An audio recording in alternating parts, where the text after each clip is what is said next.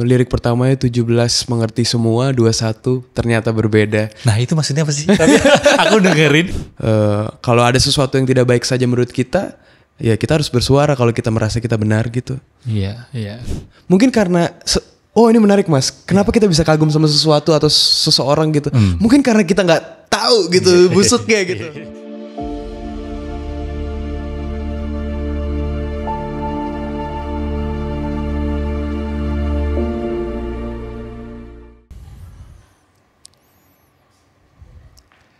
Kembali lagi di Pulih dan Selaras, dan kali ini teman ngobrol saya adalah Raffi Sudirman.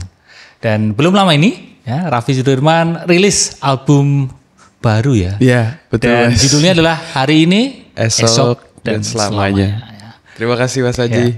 Ya. Dan dari 13 lagu di album itu, salah satu yang mencuri perhatianku adalah, tentu semuanya bagus, tapi yang nempel adalah Ingatkah ya. Ya. Iya kan? Ya. Dan aku pengen ngobrol banyak sama kamu, banyak hal yang bikin aku penasaran. Siap. Beberapa hal itu nanti akan saya tanyakan ya. Tapi mungkin langsung mulai aja satu pertanyaan. Oke. Terima kasih udah dengerin albumnya Mas. Ya. Terima kasih juga kamu udah rilis album itu ya. Terima kasih. Pertanyaan pertama adalah gini, Raffi. Aku mengenal kamu itu sebagai musisi yang memang sejak kamu kecil, benar? Ya. Dan sekarang ini kamu pun masih setia di jalur musik. Dalam proses dari musisi waktu kecil dan sekarang kamu sudah umur 22 beberapa hari yang lalu, kamu ada proses menemukan dirimu sendiri nggak? Maksudnya mungkin ya, ini dugaanku. Ya, correct me if I'm wrong. Waktu kamu kecil mungkin kan masih ada arahan ya, maksudnya kamu harus musiknya begini, stylemu harus begitu gitu. Sedangkan sekarang kan kamu sudah umur 20-an, sudah dewasa gitu, bisa dikatakan seperti itu. Ada proses menemukan dirimu sendiri nggak? Wow, ini pertanyaan menarik banget Mas. Soalnya aku akhir-akhir ini masih mencari siapa diriku Mas, sampai sekarang gitu loh. Karena aku sedang berada di fase baru lulus kuliah Mas. Baru kuliah? Terus aku menganggap diriku tuh sama seperti teman-temanku di kuliah gitu, yang belum punya pekerjaan, yang baru belum tahu mau ngapain, dan mereka semua pada punya kerjaan dan tahu apa yang akan mereka lakukan gitu. Sedangkan aku merasa aku sudah di musik sejak usia yang sangat kecil gitu. Usia berapa itu? 12 tahun. 12 tahun. Iya, jadi ini merupakan 10 tahun yang lalu. Iya, jadi kalau ditanya ini apakah ini yang aku mau, aku masih belum tahu Mas. Karena sejak kecil aku udah tahu dunia ini gitu. Dan setelah aku ngobrol sama banyak orang, ternyata orang-orang yang disuguhi atau mendapatkan pekerjaan sedari kecil dan melakukannya sampai usia dewasa atau remaja gitu, dia ada pilihan untuk suatu saat nanti aku pensiun gitu. Iya, benar. Iya. Aku ngobrol dan ternyata ada alasannya juga, mungkin karena itu yang mereka tahu sepanjang umurnya gitu, seumur hidupnya gitu. Dan aku juga masih merasa apakah ini yang akan aku lakukan sampai nanti ya gitu. Dan apakah Raffi Sudirman yang asli itu bukan ini ya. Tapi satu hal yang aku tahu Mas, aku cinta sekali dengan musik. Walaupun nanti aku misal jadi orang yang di belakang layar atau orang melakukan pekerjaan lain gitu, aku akan di rumah membuat lagu untuk diriku sendiri. Mungkin itu yang aku cinta gitu. Mungkin bukan untuk orang banyak, tapi yang aku tahu aku suka bermain musik dan cinta dengan adanya musik gitu. Jadi kamu sangat mencintai musik? Aku sangat mencintai jurusan musik. Kuliahmu apa, Raffi? Aku ilmu ekonomi Mas. Ilmu ekonomi? Ilmu ekonomi. Ya mungkin sedikit, bukan sedikit ya, agak berbeda ya Mas. Ya tapi dulu emang pengen kuliah musik, tapi nggak dapet beasiswa 100%, nggak bisa ke sana Amerika waktu itu pengennya. Jadinya apply Universitas Indonesia, alhamdulillah keterima. Dan udah kelar, udah lulus. Dan tahun ini baru selesai sarjana. Iya. Jadi kamu sangat mencintai musik. Sangat mencintai musik. Tapi sampai sekarang bahkan di album ini pun kamu sebenarnya belum merasa menemukan dirimu sendiri. Belum. Ini album di mana aku berusaha untuk dalam tanda kutip telanjang. Ya. Artinya apa ya? Seapa adanya dirimu. Apa adanya. dan nggak takut untuk ngomong kalau besok kemana, besok jadi apa, terus nanti tua 10 tahun lagi akan bagaimana gitu. Jadi bisa dikatakan kamu masih berproses menemukan dirimu sendiri. Ya, masih berproses.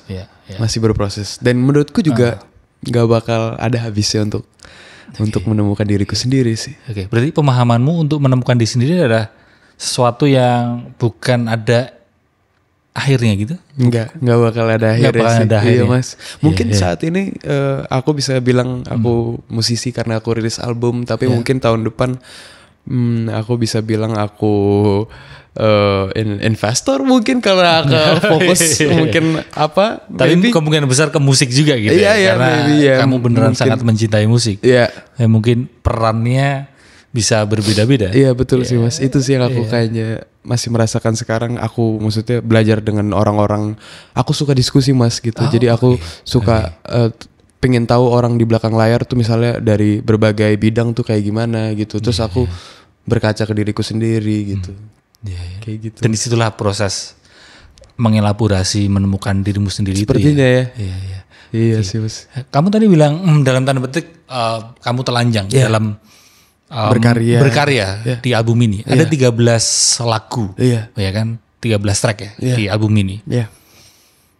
Adakah satu lagu yang sebenarnya kamu itu sangat takut untuk kamu bagikan, untuk kamu bikin jadi sebuah lagu? Wow. Karena kamu merasa dalam tanda petik telanjang atau kamu merasa ini sebenarnya sisi rapuhku yang terdalam. Apakah itu satu lagu itu? Ada satu lagu berjudul Esok, Wes. Esok? Iya, itu di tengah-tengah album aku taruh. Itu merupakan lagu yang sebenarnya aku nggak tahu tiba-tiba bisa menulis seperti itu, Mas. Lirik pertamanya 17 mengerti semua, 21 ternyata berbeda. Nah itu maksudnya apa sih? Tapi aku dengerin, aku hanya menerka-nerka ya. 17 ini usia deh kelihatannya. Tapi kok mengerti semua, nah ya kan? Terus 22 ya? 21 ternyata berbeda. Ternyata berbeda. Karena rasanya quarter life crisis. Sepertinya gitu ya. Sepertinya rasanya kayak quarter life crisis. Karena yang aku rasa Mas, aku umur 17 tahun serasa tahu semua ya Mas. Serasa semua orang tuh enggak benar. Gue yang paling benar. Rasanya kayak gitu Mas. Tapi umur 21 ya, tahun ini 22, mungkin ya tahun lalu sampai beberapa waktu lalu tuh ngerasa kayak wah, ternyata nggak tahu apa-apa, justru ternyata sebaliknya. Terus aku lanjutkan jadi apa nanti 10 tahun lagi gitu, umur 31 mungkin 32 nanti jadi apa gitu.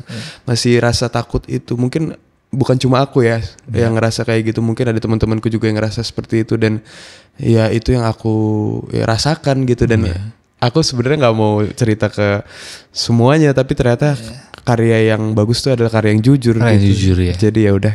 Dan ada ketakutan ya untuk jujur itu ada takutnya. Takut Mas, takut tapi banget. apa yang mendorongmu terus? Ayo aja lah, ya udahlah.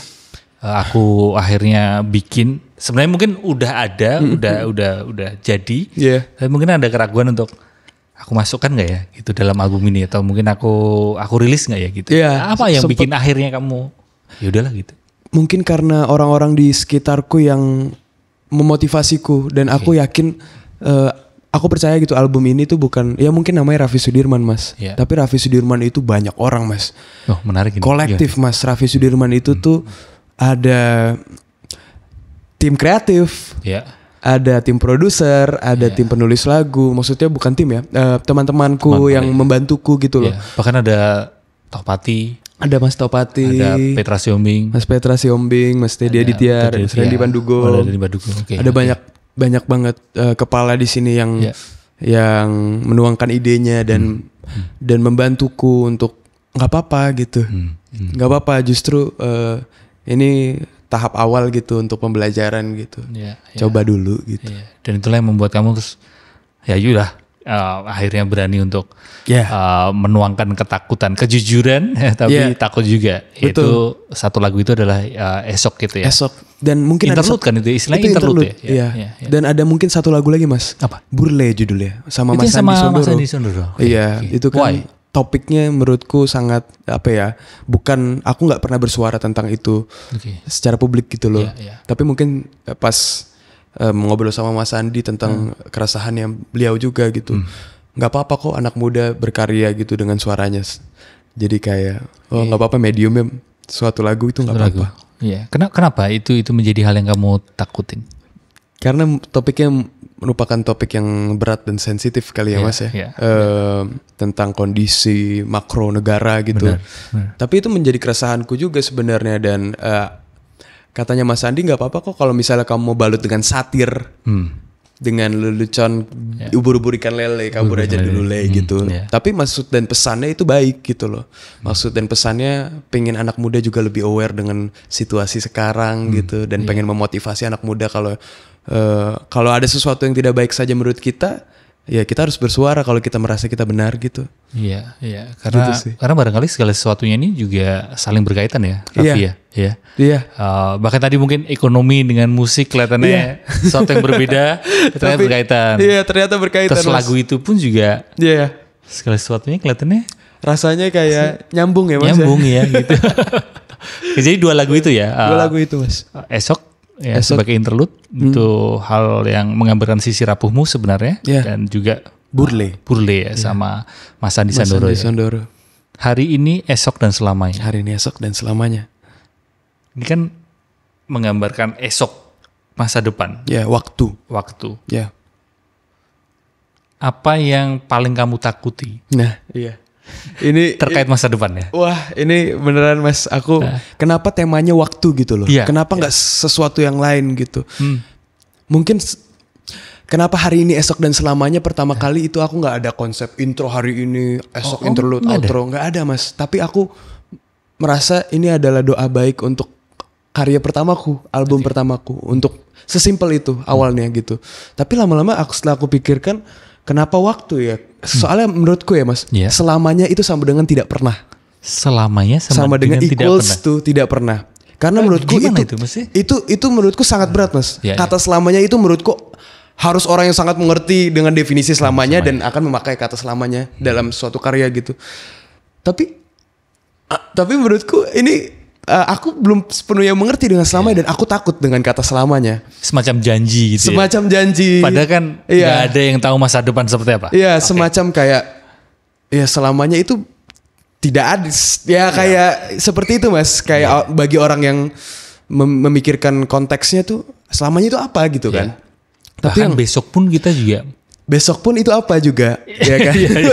Tapi itu menjadi suatu topik yang ternyata kalau aku balut dengan hari ini, doaku, stateku seperti ini, hari ini seperti akunya seperti ini, esok yang aku inginkan seperti ini, dan selama itu sebagai penutup atau sebagai rangkuman dari hari ini dan esok gitu Mas. Makanya di albumku aku balut dengan hari ini tuh intro yang full instrumental, saxophone, esok dengan full keraguanku dan ketakutanku terhadap waktu. Selamanya itu instrumental plus doa baikku Mas. Jadi itu merupakan gabungan dari hari ini dan esok, dan merupakan sesuatu yang doa baik lah Mas. Aku mengharapkan sesuatu yang sangat baik untuk selamanya gitu. Iya. Walaupun kesannya tuh kayak terlalu imajinatif atau gimana, tapi itu yang apa ya, muncul dari otakku dan hatiku sih Mas. Kenapa waktu tuh karena itu kayaknya Mas. Karena manusia kan selalu bisa dikatakan terkurung dalam waktu ya. Iya. Kita tidak bisa lepas dari waktu. Gak bisa. Siapapun kita selalu kayak terkurung, terpenjara dalam waktu. Betul. Itu kan. Iya. Tapi kalau tadi sepertinya belum terlalu menjawab pertanyaanku, yaitu adalah sebagai seorang Raffi Sudirman, apa yang kamu takuti terkait masa depan? Takut. Walaupun ini pasti terjadi gitu Mas, tapi aku takut dengan kehilangan sih Mas. Kehilangan. Karena yang aku syukuri dan aku rasakan di umurku 22 tahun, aku belum merasakan kehilangan yang sebegitunya Mas. Dan aku takut jika itu terjadi, bila itu terjadi, apakah itu akan mengubah seluruh duniaku gitu. Apakah itu akan mengubah seluruh diriku juga gitu. Dan ketidakpastian itu yang menurutku menakutkan gitu. Iya. Soal waktu ya pasti terjadi apapun itu gitu. Iya. Tapi itu sesuatu yang pasti, tapi di satu sisi yang tidak pasti tuh akunya, Mas. Akunya tuh bakal bereaksi seperti apa dan menjadi manusia seperti apa ya, Mas? Iya, setelah mengalami itu. Setelah mengalami itu sih. Oke. Jadi di usiamu sekarang yang 22, Iya. kamu merasa belum mengalami kehilangan. Mengalami kehilangan yang seberat itu sih, Mas. Seberat itu. Iya, Kalau selama ini apa? Kehilangan apa yang pernah kamu alami? Kehilangan ditinggal pacar. Ya remaja sih, Mas. Maksudnya ya makanya aku takut kehilangan seseorang atau kehilangan sesuatu yang sangat bermakna dalam hidupku secara tiba-tiba gitu. Apakah itu akan berdampak? Ya pasti akan berdampak sebegitunya dan ya aku sangat takut dengan terjadinya kejadian itu gitu. Apa yang aku sangat takutin di masa depan itu mungkin, Mas. Ya, hidup ini sebatas aku merenungkan. Ini kan perjalanan hidup manusia bertambah usia ini. Perihal antara meninggalkan atau ditinggalkan. Ya. Gimana menurutmu? Betul. Setuju. Itu benar banget, Mas. Dan kita nggak bisa pergi dari konsep itu juga. Dan nggak ada yang pernah benar-benar siap akan itu. Enggak. Iya itu juga sih, Mas. Kayak apa itu siap gitu. Apa itu siap dan kapan kita tahu kita siap dalam hal apapun kayaknya, Mas. Benar. Dikasih rezeki, misalnya dikasih viral lagunya gitu. Apakah siap? Nggak tahu. Nah, gitu loh. Ya. Baik yang baik itu belum tentu kita siap juga untuk menerima yang baik. Betul. Dan juga tentu saja yang nggak baik, yang kayak kayak ditinggalkan, patah hati, ya kan. Ya. Jadi itu ya ketakutan terbesar. Ketakutan terbesar aku sih itu sih, Mas. Tentang kehilangan ya. Kehilangan sih. Iya. Ada satu lagu di album itu, dan itu singlemu yang udah cukup lama itu Pengagum ya. Pengagum ya. Ya. Itu adalah menggambarkan orang mengagumi dirimu. Enggak, aku mengagumi dirinya. Oh, justru ya, kita sebagai pengagum. Oh, gitu. Tapi kan ada kalau nggak salah liriknya matamu melihat diriku gitu ya. Matamu sangatlah pandai menatapku. Nah, itu, aku pikir dia yang mengagumi. Oh, enggak. Tapi justru sebenarnya mungkin dia mengagumi kita, tapi kita juga mengagumi dia balik. Iya. Kagum itu gimana sih menurutmu? Kagum itu menurutku rasa yang mungkin pertama kali muncul dan yang ya nggak perlu berbalas, Mas. Nggak perlu berbalas. Iya, kagum tuh sekedar di sana dan ya sudah di sana aja gitu. Jadi bukan cinta ya? Bukan. Kagum tuh mungkin pertama kali melihat bisa kagum gitu, atau misalnya 3 tahun berselang ngelihat orang itu masih bisa kagum gitu, atau ngelihat sesuatu benda gitu kagum gitu. Dan perbedaan mungkin kagum dan beneran cinta mungkin aku juga masih mencari sih, Mas. Tapi kalau sorry aku potong ya. Yeah. Kalau kamu sebagai musisi, kamu kagum sama siapa di dunia musik? Banyak, Mas. Almarhum Glenn Fredly. Almarhum Chrisye. Ya. Kalau band aku kagum sama Potret. Potret? Kamu tahu Potret? Iya. Temeli, Mas Anto. Malik and the Essentials. Iya, kagum. Oke. Banyak sih, Mas, kalau di musik sih. Kalau Mas siapa? Oh, aku di musik. Iya. Yang baru atau yang lama ini? Bebas. Ini beda generasi jadi. Gak apa-apa, bebas. Ya. Akhir-akhir ini aku nonton konsernya Hindia. Oh, Hindia Bhaskara teman juga sih. Oh, iya. Dan aku sangat salut sih sama Bhaskara. Karena energinya luar biasa sekali. Oh, iya. Ya, jadi aku kagum. Ya, Bhaskara juga. Kunto Aji, Mas Kun. Kunto Aji. Iya, selaras lah, maksudnya dekat gitu ini ya, ambience-nya sama aku. Ngomongin tentang ketenangan, tentang mengikhlaskan kehilangan. Lagunya Pilu Membiru kan juga. Kolaborasi juga sama aku. Iya. Kalau yang sekarang, kalau yang dulu apa ya? Dulu Luar malan. Apa itu? Siapa kalau itu? Luar Dream Theater. Oh wow. Wow. Orang-orang juga seringkali kaget.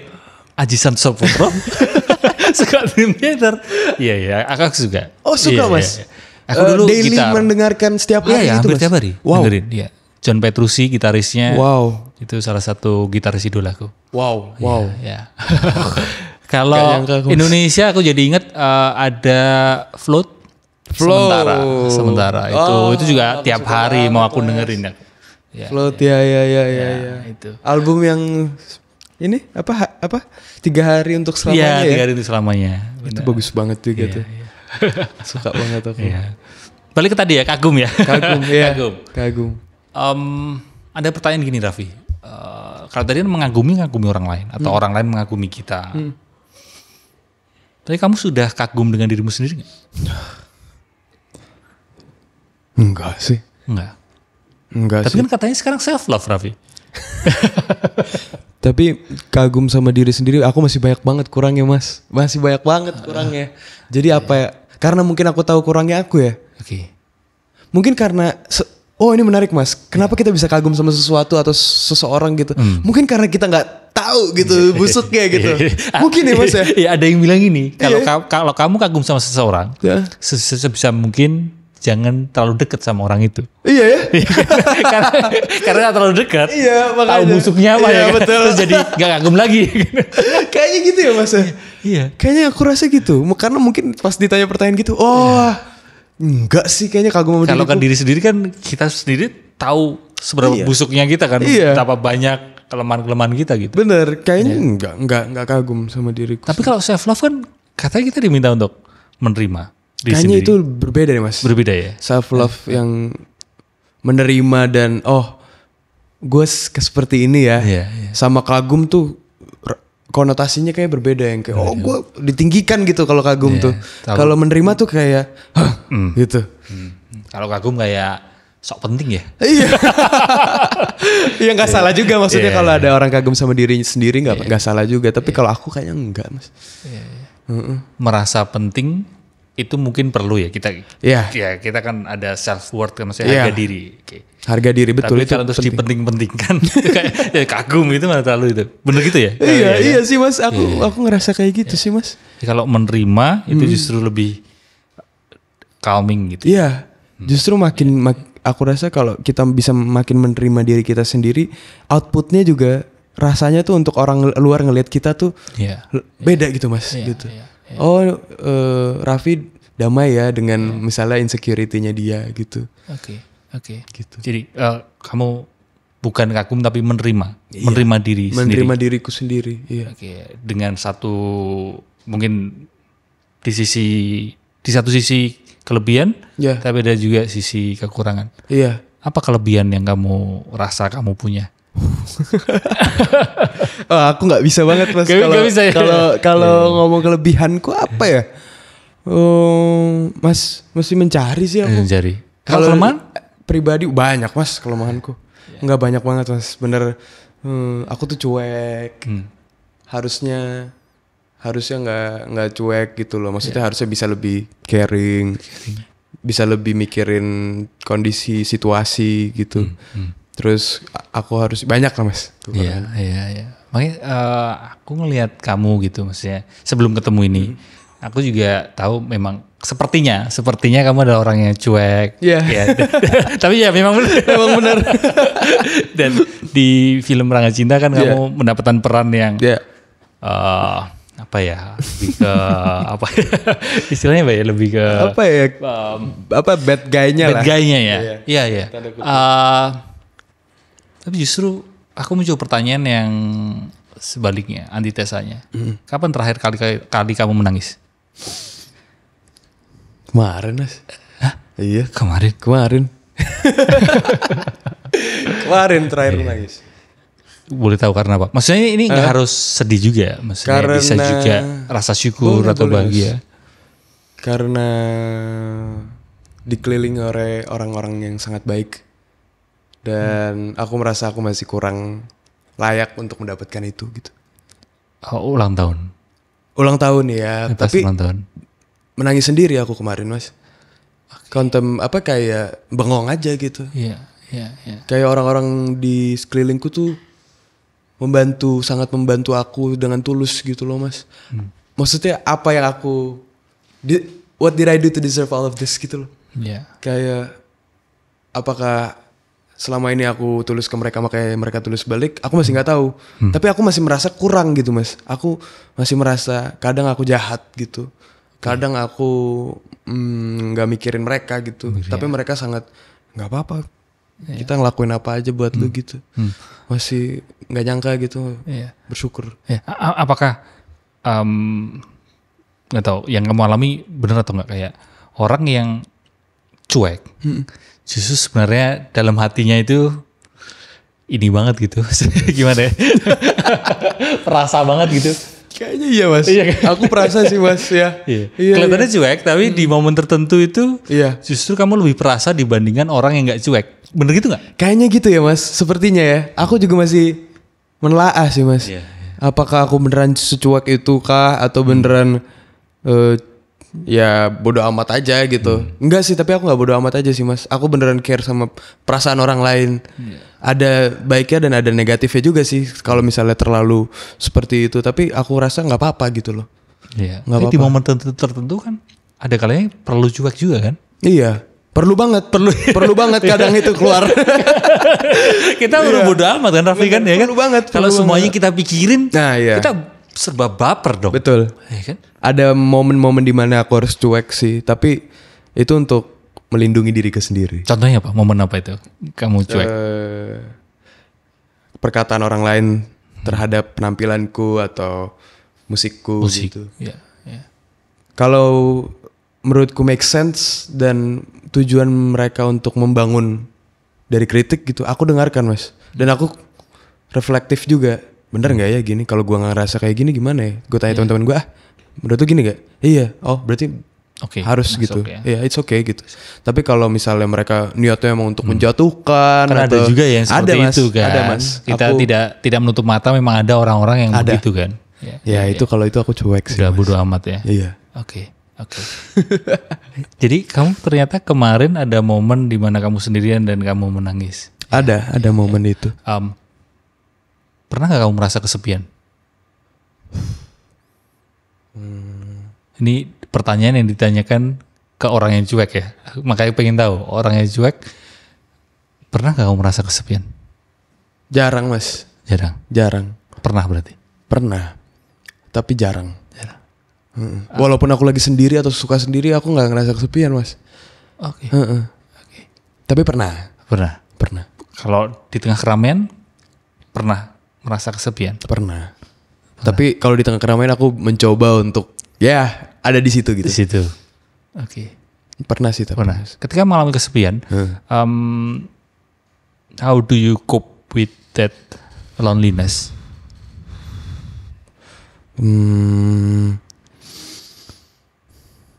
Cari aktivitas aku mas. Cari aktivitas. Bukannya malam menyendiri dan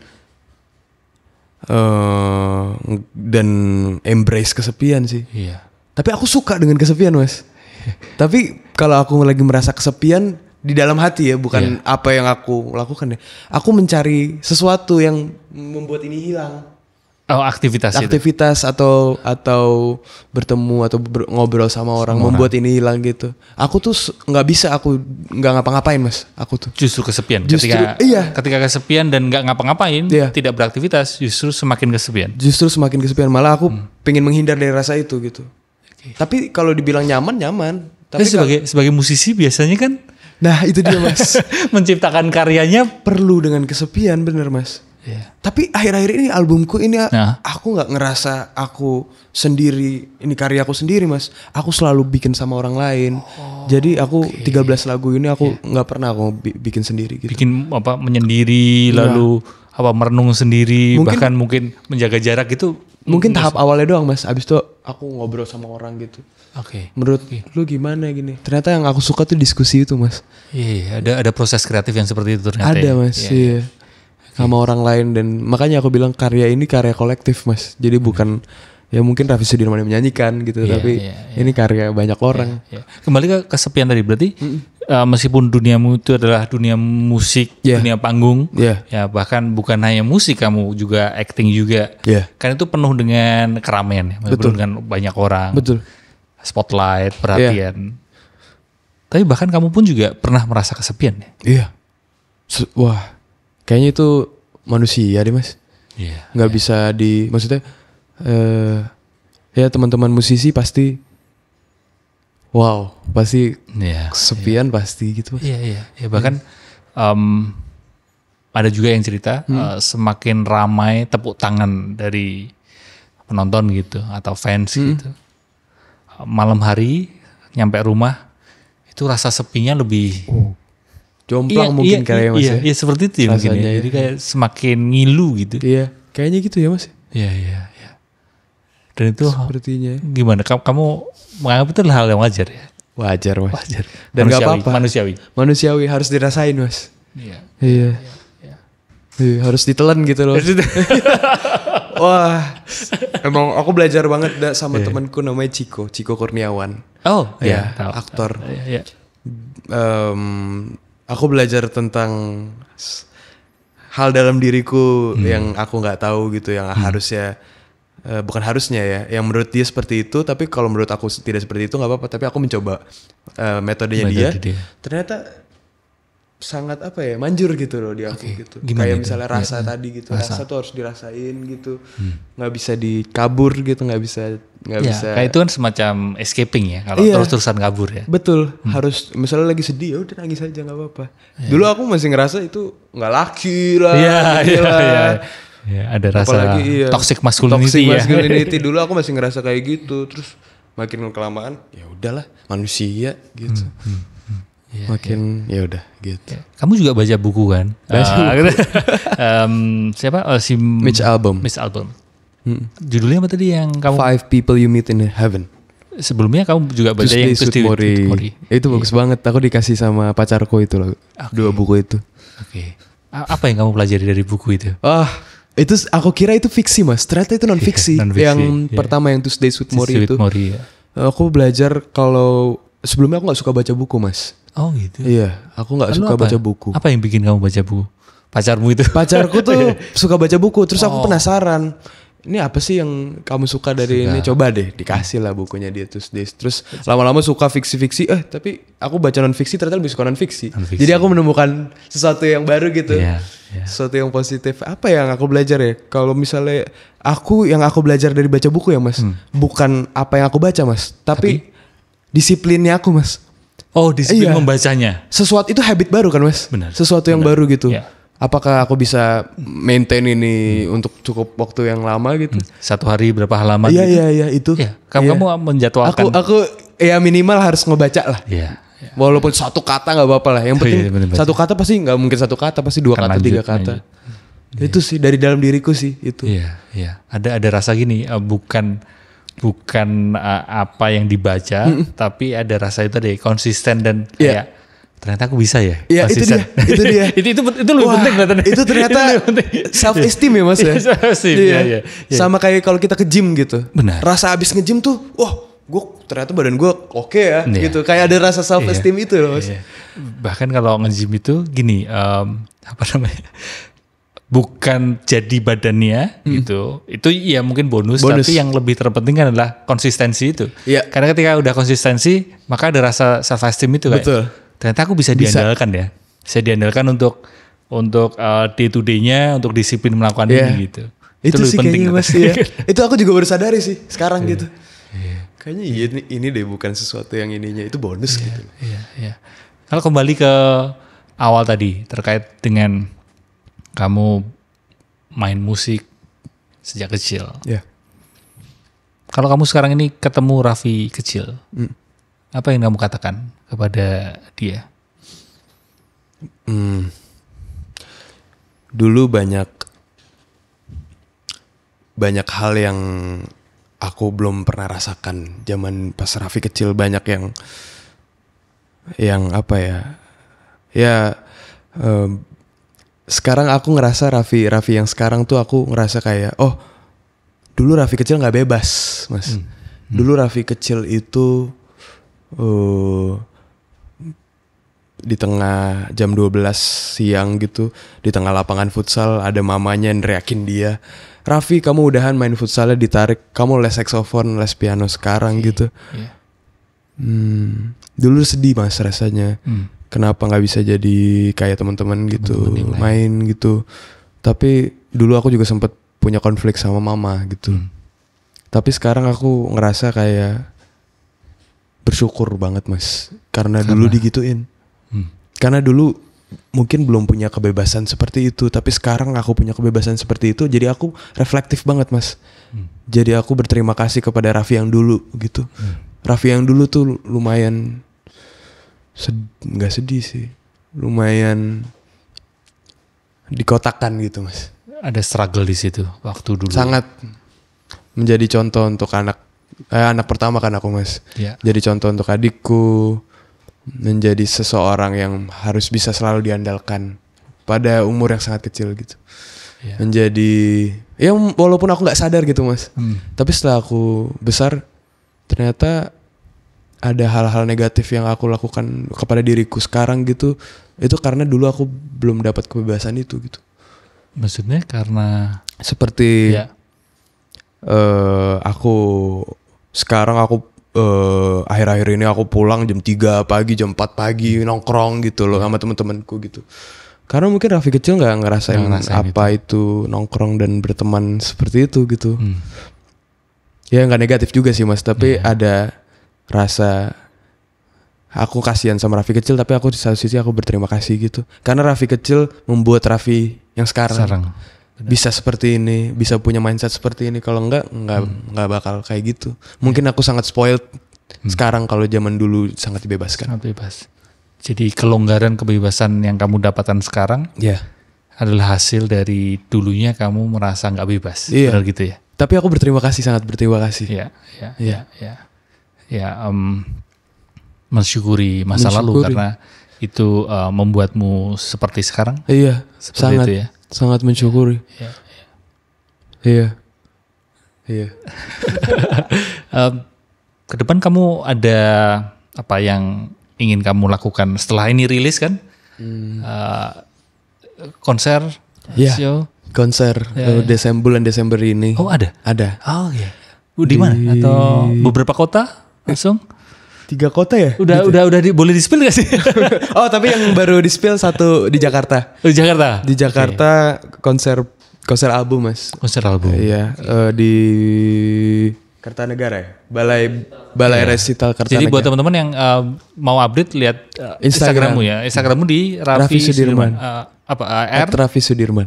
RAFFI SUDIRMAN. Nyambung semua ya? Iya, nyambung semua. Jadi buat teman-teman yang mau update tentang jadwal manggungnya konsernya Raffi, bisa follow itu ya. Iya, Raffi Sudirman. Ya. Sudah dibuka ininya kelihatannya penjualan. Sudah, ya? Udah presale 3 sekarang Mas. Oh, mungkin nanti kalau video keluar udah reguler. Ya.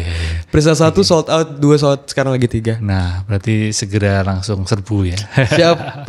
Thank you Raffi sudah banyak, mampir di sini, ngobrol di sini banyak, ya. Dan seperti episode-episode sebelumnya, di akhir episode ada gimmick ya. Ini gimmick sih sebenarnya. Apa itu Mas? Bacain surat dari teman ngobrol episode sebelumnya. Tapi anonim. Siap. Terbacakah? Ini aku bacakan. Ya, bacakan. Ya. Ini untuk teman-teman yang nonton. Dapat pesan dari anonim. Anonim ya. Anonim. Teman episode sebelumnya. Keep working and stay productive because meaningful work keeps you engaged and make life more joyful. Thank you. Semoga selaras ya pesannya ya. Terima kasih. Terima kasih juga buat teman-teman yang udah nonton dari awal sampai akhir. Semoga obrolan saya dengan Raffi bisa membantumu mungkin menyehatkan mental atau mungkin lebih merenungkan hidup ini. Hidup ini sebenarnya gimana sih? Sampai ketemu di episode selanjutnya ya. Dah.